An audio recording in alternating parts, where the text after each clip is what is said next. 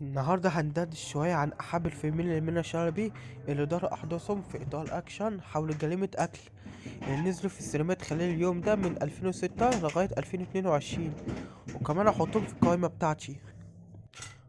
نبدأ بأول فيلم معايا النهاردة، وهو فيلم من أيقونات السينما المصرية، وهو فيلم ويجا.